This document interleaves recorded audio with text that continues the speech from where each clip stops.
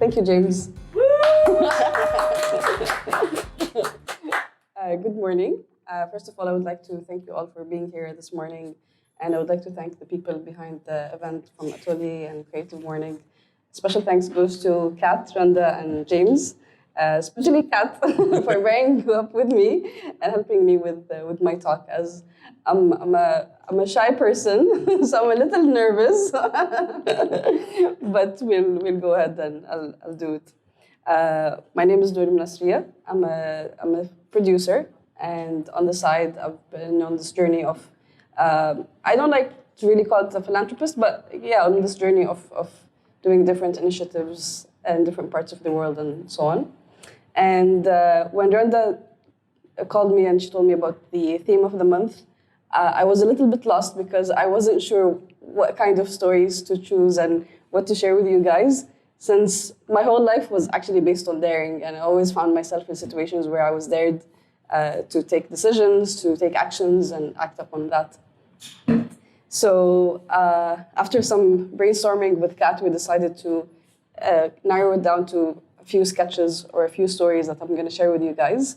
And each story has either someone who challenged me or showed me what does it really mean to be dared and therefore inspire and so on, or it was situations and circumstances where I found myself being dared, or daring myself, or daring the universe, or being dared by the culture, family, friends, co-workers, and so on. So, yeah, thank you. So, in the early 90s, I was living in Harare, Zimbabwe with my family. And as you can see in this picture, it's my sister Amir, myself, and our nanny Agnes. And Agnes was the first person that I encountered that I learned a lot from, and she triggered, like until today, I feel like Agnes is still around and she's still with me, and as if the last time I saw her was actually this morning. For me, back then, Agnes was this big African woman, like with big shoulders, and I was tiny, and I used to always look at her and feel like, oh my God, she's so big. And we used to love Agnes a lot. And every time I would come back from school, I would go to her room with my sister, we'll hear her stories, and we'll share her food, although like the food that she cooked it was for her. But then and we'll leave out my mom's food. I remember sometimes my mom wouldn't be very happy about it. But there was this bonding that was created there and so on. And back then, it was claimed that there was no more racism, but in reality, unfortunately, that wasn't true. And although I was very young, but I do remember the stories that Agnes used to share with us and how she was treated by white people who were living in Zimbabwe back then, and how, for example, one of the stories would be how they would put her in the trunk of the car and not allow her to sit in the front, or how she would be beaten up just for breaking a plate or whatever, and so on. So, until today, Agnes is that kind of person that reminds me of how to still choose to be caring and loving regarding of the harsh circumstances and the situations that someone can be put through and so on. I do hope or wish that I can go look back for her one day, but I don't know. If she's still around, I send her a lot of gratitude. Okay, so this is Jadda Nisriya. Jadda in my hometown means grandmother, and obviously this is my grandmother who passed away 11 years ago. Jadda Nisriya was and still is the most inspiring woman or person I've ever met in my life. I can never forget how selfless she was. She was always the first one to wake up, the last one to sleep. Her significant features, her face tattoos, her very big golden earrings, her giggles. I get my giggles from her, and her fruity scent is always around. And I never felt that Jadda is gone because of how present her presence and what she used to do and what she meant to us and all. However, Jadda was gifted. She had this gift of being able to put together herbal remedies from nature and so on. And she would look at someone's face and she would know what was wrong with them, and therefore she would put that herbal mix and give it to them. She never went to school. She just got that from, it was, I don't know, it was a receiving that she had. And when I was young, I never understood why the house was always full of people and the people were very diverse and they came from all over Tunisia. And then when I grew up, I came to know that those people, they came from different parts of Tunis to actually seek for herbal remedies. She used to heal things like hepatitis C, infertility, and different things just from herbal mixes and so on. And what was fascinating and what was very inspiring for me that Jadda never took money for that. And her exchange was she would ask people to either give money to charity or to pray for her children and grandchildren. And hence, she's been a very inspiring person for me. And hence, I do what I do because of her today. And then we go. Okay. In 2008, I graduated from AUS with a background in public relations. But I did it just because I did it. I didn't want to be a PR. I always knew that I wanted to do something that had to do with supporting communities and helping and so on. But I wasn't sure what exactly it was. Like I didn't want to work in a big charity organization or whatever. But I knew that I wanted to do something, but I wasn't sure what was it. And that's where I feel it was the first time there was this major encounter where the universe dared me and put me into situations where my faith or my career just shaped without me planning for it. So in 2008, as I said, I wasn't sure what to do with my career, and then an opportunity just landed on my way, and I was offered to produce Khawatir in UAE. And I had no experience whatsoever in production. And in the beginning, I just refused. And if it wasn't for my friend Dunya Kamal and her believing in me, and she pushed me and she's like, no, you can do it. I know you can do it. Just do it. And for those who don't know, Khawatir was one of the biggest shows here in the Arab world for a very long time. Moving fast forward, in 2018, I was still working on the show. And I was just upgrading from like just a UAE kind of content fixer and so on. By the last season, I was actually a co-producer on the whole season, and I traveled the whole world. We went to 10 different countries or 11 different countries throughout that season.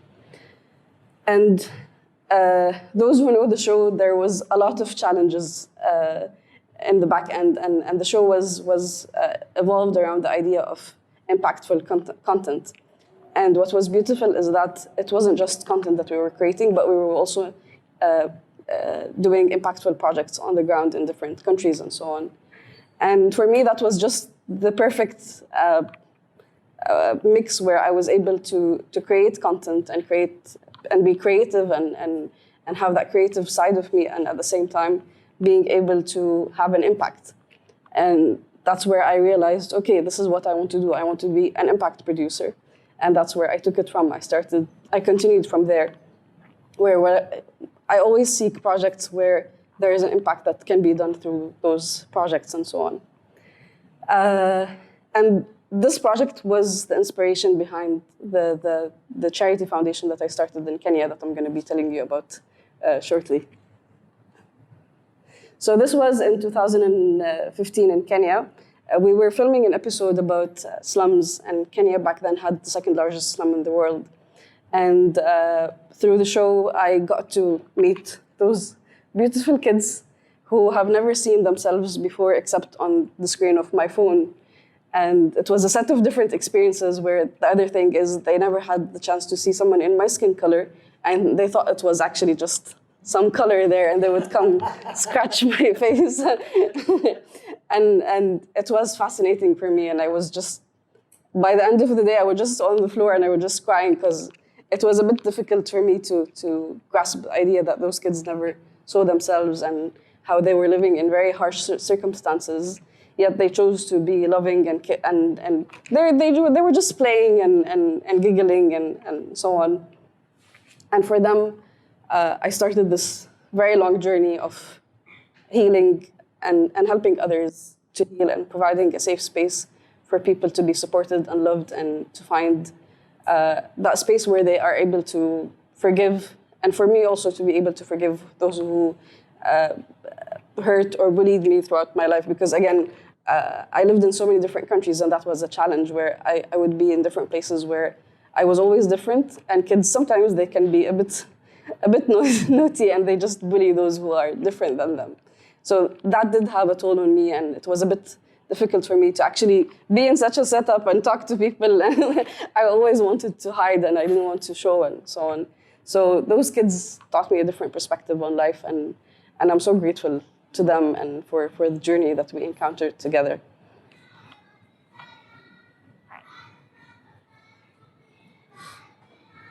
No, can you tell us what's happening in the video? They can't quite see it so well online. So okay, so basically this was in 2016 after Khawatir ended and so on.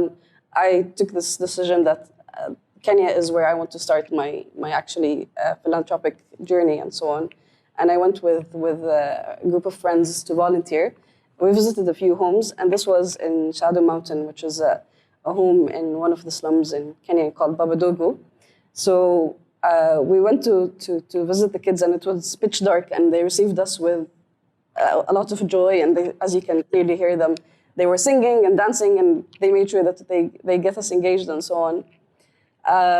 And it was just so exciting and all. And then on our way out, I see a stack of cabbages, chopped cabbages on the side, and they were about to get sogged and all. So I asked them, like, why is the food here, and why are the cabbages like this? So I was told that this is basically was supposed to be their lunch, but they didn't have wood to cook, and therefore they were about to go to sleep without having their lunch. And every time I tell the story, it's just the same experience again. And again, I had that moment of, this is just kind of unreal, where those kids were just so hyped, and they were excited and singing and all, but at the same time, they were just about to go to sleep, and they were hungry, and we managed immediately. We ordered some wood, and thankfully that they slept that night with their bellies full. But still, like, those kids had such experiences all of the time where they just go sleeping, and they're just hungry.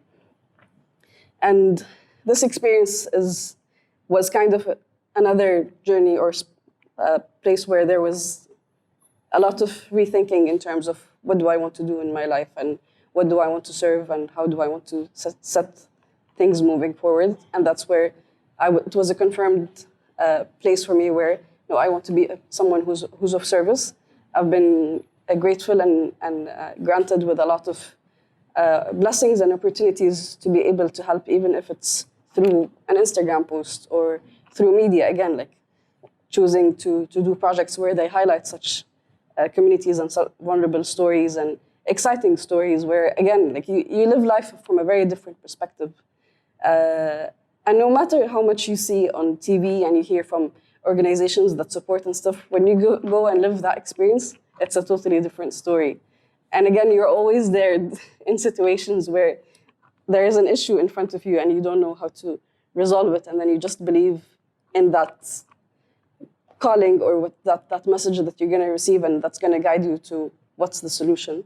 And that has always been the situation where I'm landed with a difficult situation. I just sit with myself, and then the answer just comes, and I act upon it. Sorry. So yeah, those are still the same kids. And if there is anything that I also learned and I would always like to share is, in this time and like this age and time and the way that we are living, we are so concerned about our savings, how are we going to make it to the end of the month, where am I going to get money from, and like we're planning all of the time and we're trying to calculate things, and it's like life for us is just an equation. And if there's anything that I learned from those kids, that it's the other contrary, like life is not an equation, and it's not 1 + 1 = 2. You can plan all the planning that you want to do, but then there's always this divine intervention that comes and serves things differently. And being a freelancer and a producer, there was always a toll, like when it comes to financial security on a personal level and so on. And again, like I'm just an individual trying with a bunch of volunteers to do things and so on. But then, if anything that I learned from those kids is to always set an intention, act upon it, and then just go. And money always usually just flows without without even thinking about it and stuff. And even like during the midst time of COVID, I was so concerned in the beginning of how are we going to be able to provide those kids. And funny enough, 2020 was the year where the project in Kenya flourished, and we didn't have any issues with the kids. And that just keeps triggering me and reminding me of, yes, a lot of businesses lost, people lost their jobs, lost a lot of things. But then again, there's this always divine intervention that takes place if we know how to tap into it and manifest it and work on it and so on.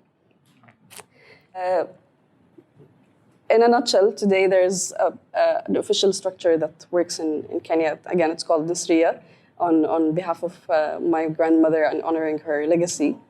And Nisriya today takes care of around 120 vulnerable children in different children's homes. 50% of them are actually HIV positive. And they come from different backgrounds. Some were abandoned, some were orphaned, some were rescued from parental abuse, sex trafficking, and so on. We also support vulnerable women who found themselves, who were the result of this. They found themselves working in very hard situations and bringing other children. And it's a full-on cycle. Those kids, 60 of them are sent to private schools. Some of them actually, we have Julia, who's graduating next March from university. Yeah.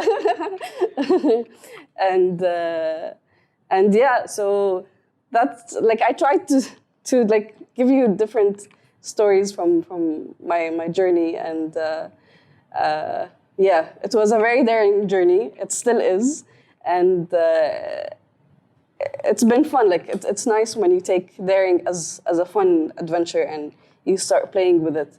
At a certain point, actually, it becomes an addiction where you want more daring opportunities because it actually triggers you and gets you growing and experiencing different things and so on. And I'm so grateful to the idea that I decided not to have a full-time job and have a conventional way of life where I'm just in a very comfortable setup and so on. And I decided to get out of that and just take whatever is coming my way. And yeah, that's it. Thank you. Thanks, Ben. So I know Khawatan has had a huge impact on the Arab world. We all loved it. I think everyone has at some point watched it either with their parents or whatnot. And obviously, working for good is always so rewarding. But the question I have is, do you actually see the ripple effect? Is there really a ripple effect? I know that you just said one of your the girls are graduating and so on, but is this really helping the younger ones? Is it creating any sort of awareness? Are doing good actually doing good on the long run? Of course it does. Well,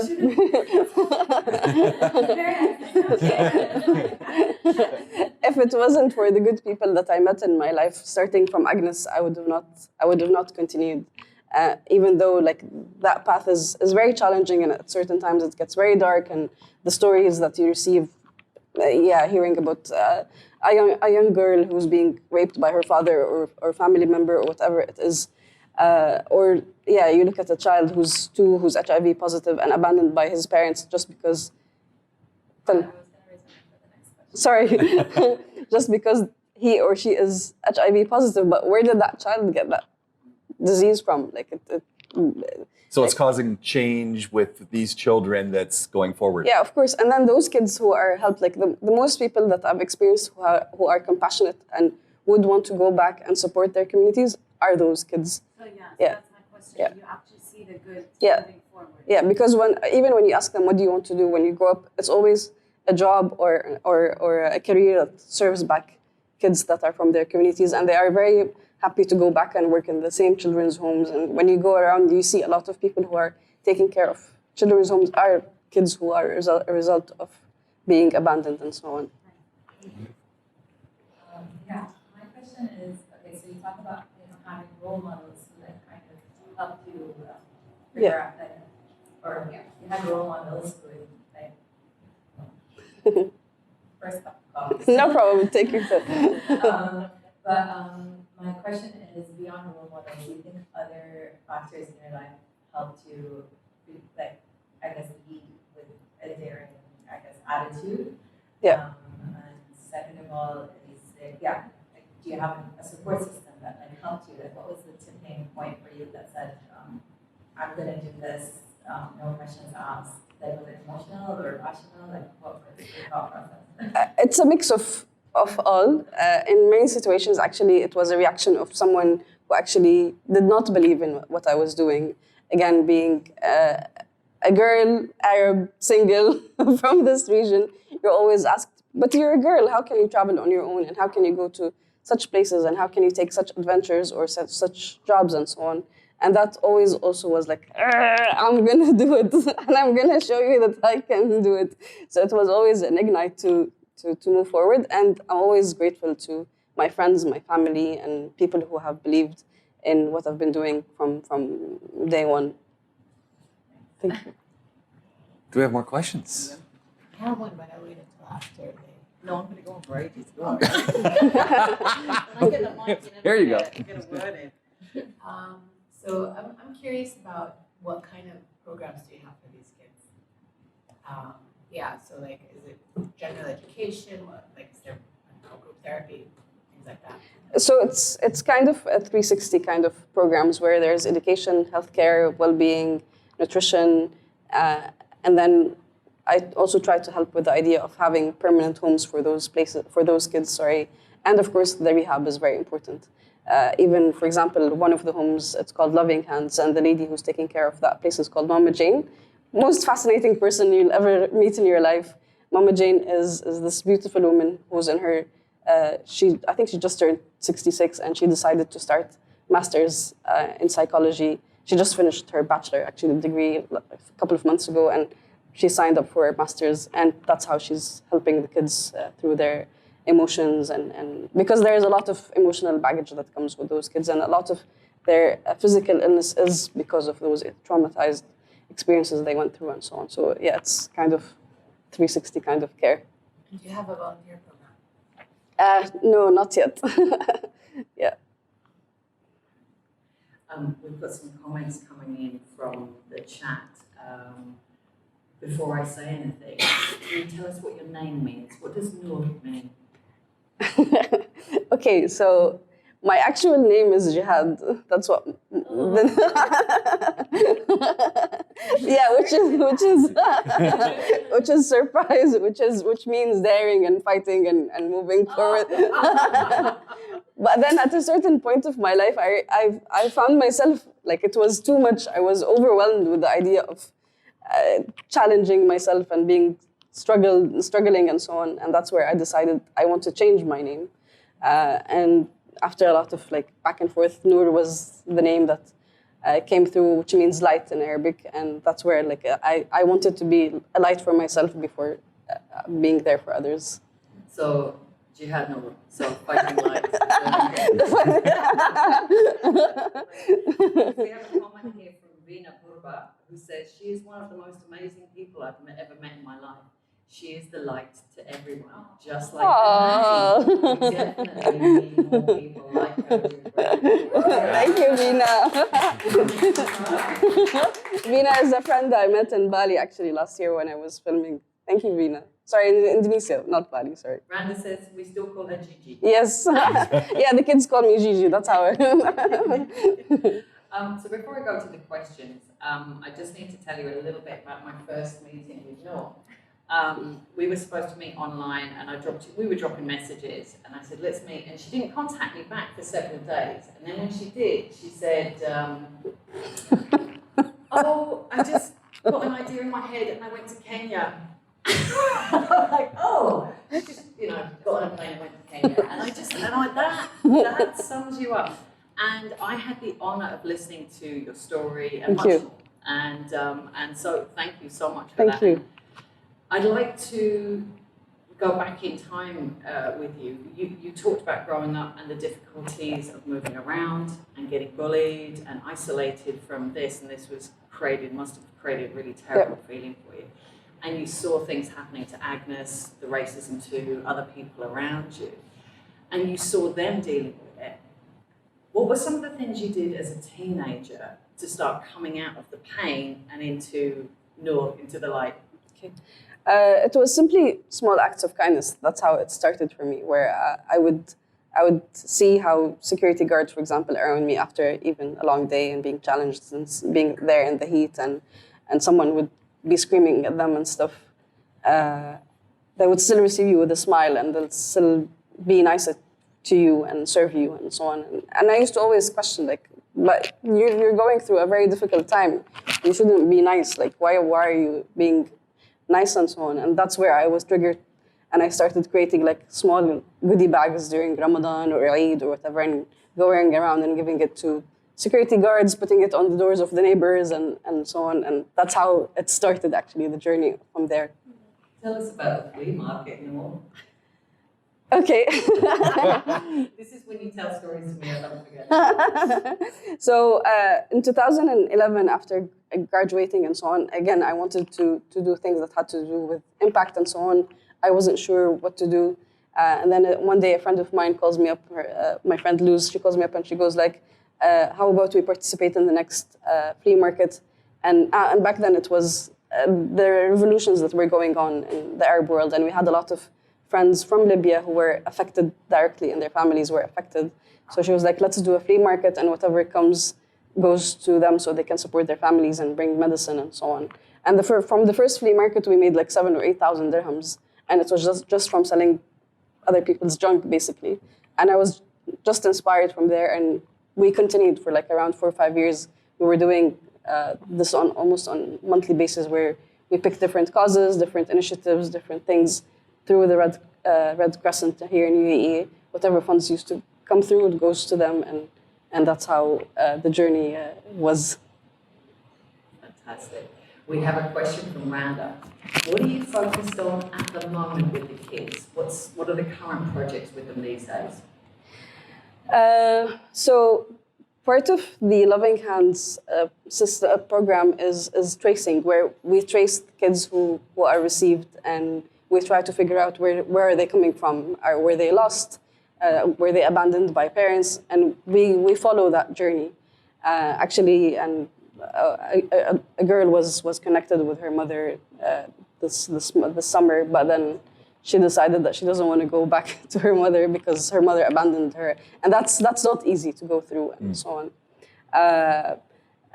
So we're trying to focus more on that and put more effort on that, because a lot of kids actually they end up being from different countries or different places. So for you to trace and track where did that child come from, especially if that child was received after trafficking or whatever, it's not very easy.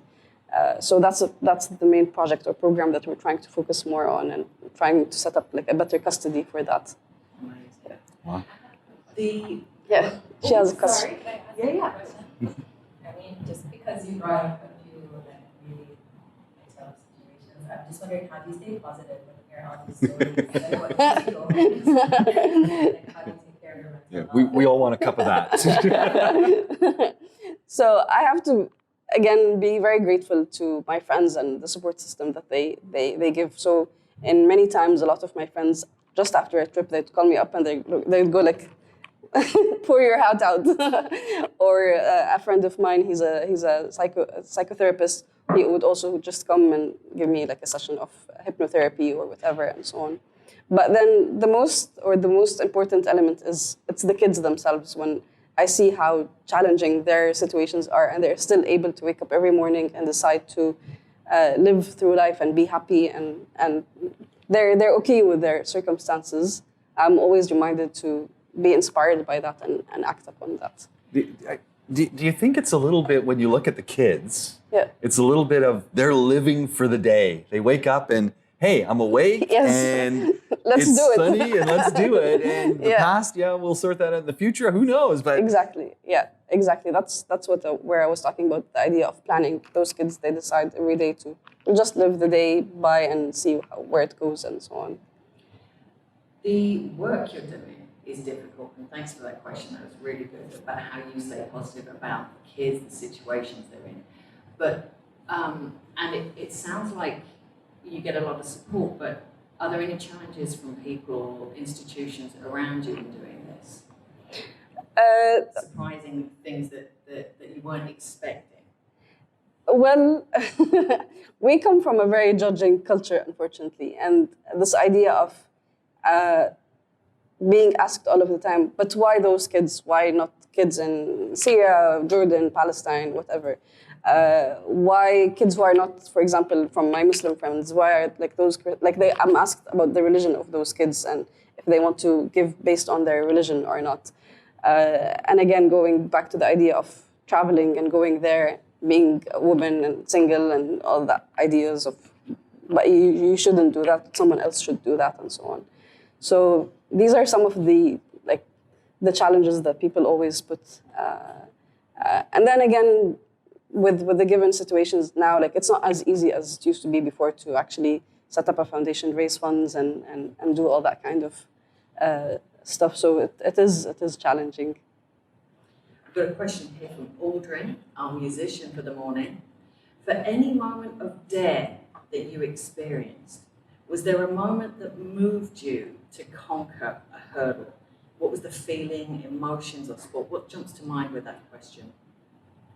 All of the moments I shared.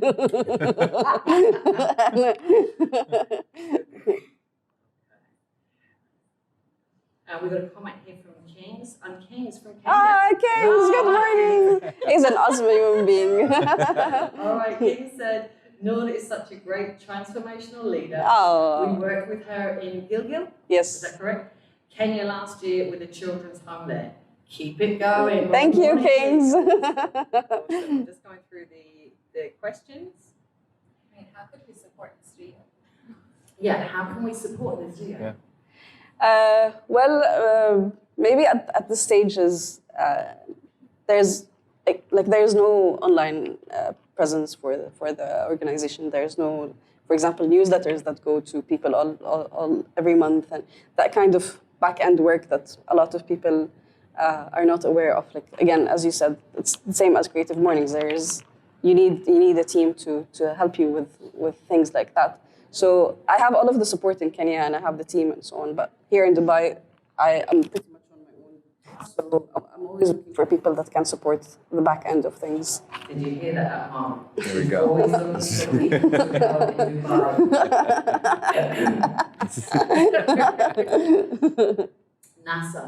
Nasa Al-Diami. Yes, that's my psychotherapist friend who helps every time I come back. Nasa says, I am blessed to be in the orbit of this bright sun. It has been a privilege and honor since day one. You're making me cry. Nasser actually joined me to one of the trips to Kenya, and he was doing laughter yoga for the kids and a lot of hypnotherapy and kind of work for them. Speaking of, well, thanks, Nasa's number's in the chat, people. Speaking of laughter yoga, Yes. you do laughter yoga as well. Yeah, sometimes.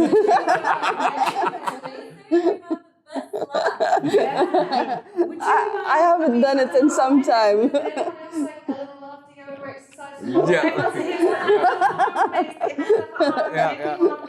Give us a raise. In the chat. Yes, please. Okay.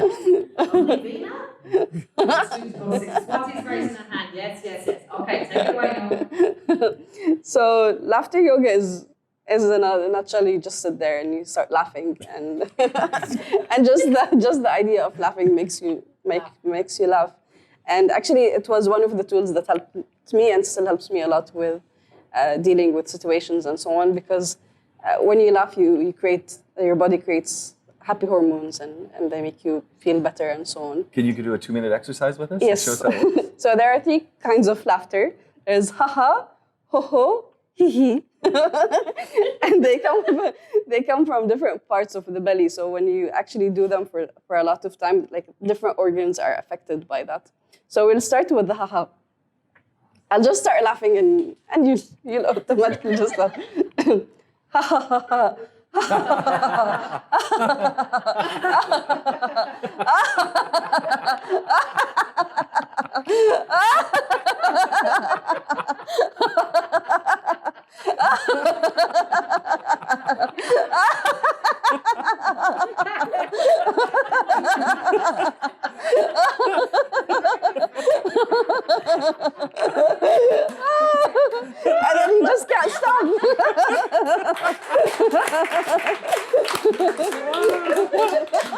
It's exhausting. Yeah, like you actually sweat and you build muscles, but it's amazing. Like whenever I just don't know what to do, I just get in the car and I blast it out.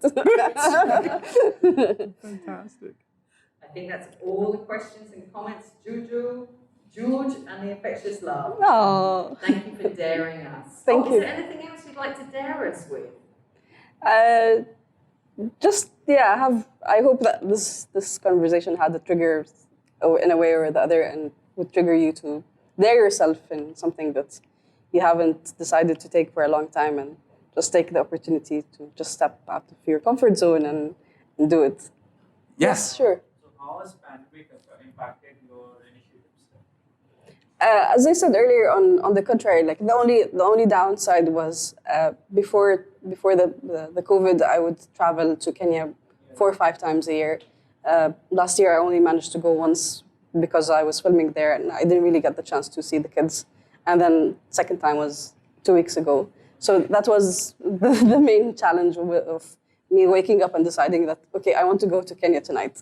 But other than that, I'm very grateful. Yeah, of course, the kids being home for some time and not going to school. But then again, because they are a group, they stay together, so that balances a bit out. And we managed to get them teachers to teach them within the home and all. But gratefully, like the kids weren't affected, even health-wise and so on. So I'm very grateful for that. On the contrary, actually, it pushed us to start growing vegetables and growing our own food and not relying on outsourced food and so on. So that was actually a positive thing.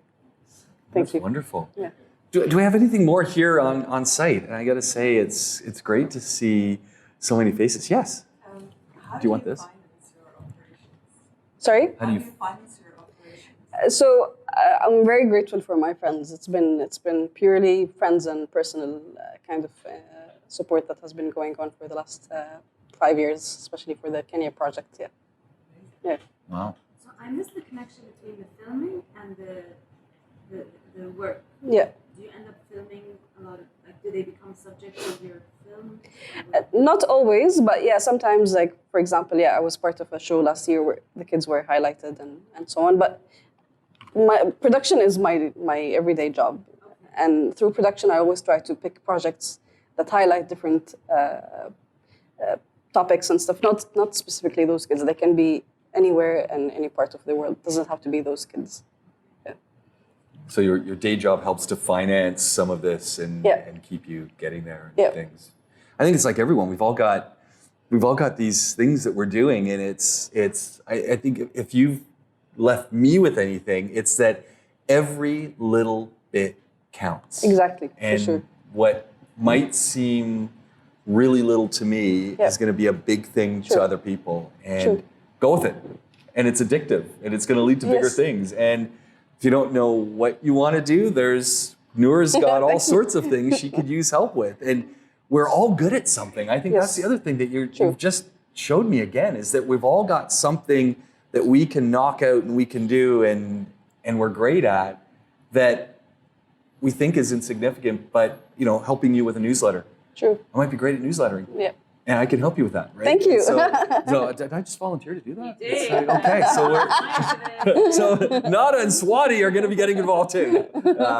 So this is So all Creative Mornings. We'll just like even when someone approaches me and goes like, "How can I volunteer?" or "How can I support?" I always ask, "What do you do best?" And that's what you can share with others, because there's nothing better you can share with more than what you are passionate about the most. There we go. Yeah. We'll talk after. Just a couple more coming in. Kieran says, I've lost track of the ha approach. Watching no laugh has made me belly laugh. Venus says, yay, that's my girl. Can you feel the energy, guys? Nansa says, I've watched you care for children and hug them and play with them. I'm grateful you took me with you for the ride. Why did you choose to build playgrounds? Okay, that's a different story. So in the encounter of being like having the local initiative that was here and the idea of what's the next step and so on, I wasn't sure what is it that I wanted to do. I knew it was children related, but I wasn't really sure what was it. And I remember I was with some friends in Egypt and Aswan giving out toys, and one of the kids approached us and asked for a trampoline. And he's like, we don't have any playgrounds here in Aswan, and when people bring us like jumping castles or trampolines or whatever, they just keep them for the day and then they take them back. And that was the Ignite, where the project actually started with setting up playgrounds for vulnerable communities and children's homes, because I realized that play is an essential right for kids, and it's always belittled. People go like, no, but they need food, they need, I don't know what, but play is essential because it helps them heal and grow and expand their mind and release a lot of things and so on. So that's how the project actually started. It started by, we've set up around 9 playgrounds in different places. And now, instead of the playgrounds, the kids are taken out to experience and explore with different activities every time I'm able to do that. And it's always something that they've never experienced. So the last time I took them out was December 2019, and I took them to the cinema. And just watching them be in the cinema for the first time was spectacular, and being in an elevator for the first time and so on. So it was so beautiful. And so the element of play is one of the programs, actually. Wonderful. Yeah, sure. Okay, I'm an architect, super interested in play and children, so if you ever need anything, I'd love to. Okay, yay! Yay! So you need to talk after, figure it out. Yes. Oh, man. Thank you so much, everyone. It was fun. Thank you. Thank you.